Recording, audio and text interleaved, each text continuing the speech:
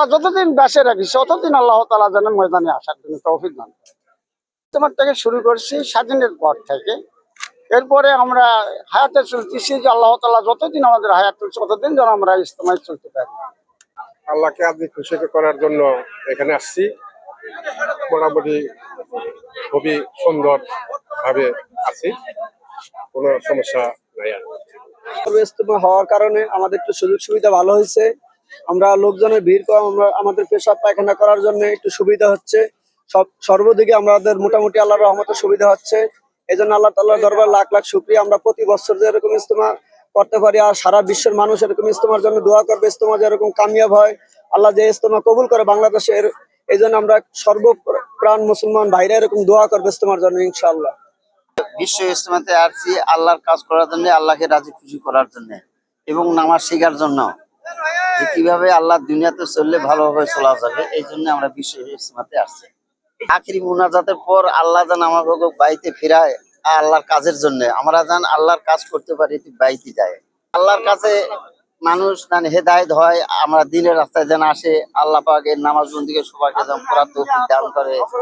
ইজতেমা এখানে শুধু আল্লাহর ইবাদত করা, আল্লাহর রাস্তায় যাওয়া, আল্লাহ ছাড়া আর কিছুই নাই। মানুষ যাতে দুনিয়ামুখী মানুষকে দিনমুখী করে দেওয়া, যে লোকরে নামাজ পড়ে না এই লোকরে নামাজ পড়ে না এই লোকরে হাতে পায়ে ধইরা লোকরে নামাজে আনা, এটাই উদ্দেশ্য, আর কোনো উদ্দেশ্য নাই। ইজতেমার কোনো উদ্দেশ্য নাই। বাবা বয়সটা শেষই হয়ে গেল ইজতেমা থাকতে গুণা নাই বাবা, বহুত দিন আনুমানিক যুদ্ধের আগে থেকে আসতেছি। কি জন্য বিশ্ব ইজতেমা মাঠে আছে? ও বাবা, নিজে হেদায়েতের জন্য, পরে গিয়ে হেদায়েত করার জন্য বা হেদায়েতের মেহনতের জন্য আল্লাহ আমাকে হেদায়েত করেন, সমস্ত উম্মতকে হেদায়েত করেন। আল্লাহ সমস্ত উম্মতকে জাহান্নাম থেকে জান্নাতে পৌঁছায়। আল্লাহর নৈকট্য লাভ করার জন্য, মনে করেন যে রিজার্ভেশন হাসিল করার জন্য এখানে আসা।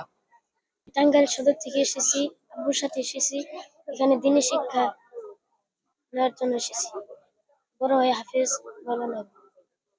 দেশটা আল্লাহ কুদরত থেকে যেন সুন্দর একটা বাংলাদেশ গড়ে ওঠে, এই এই আশা আকাঙ্ক্ষা নিয়ে আমি সিলেট থেকে আসছি। আমাদের সামনের দিনে আমাদের বাংলাদেশ যেন আমরা ইসলাম ও ইমানের সবকিছু নিয়ে আমরা চলাফেরা করতে পারি।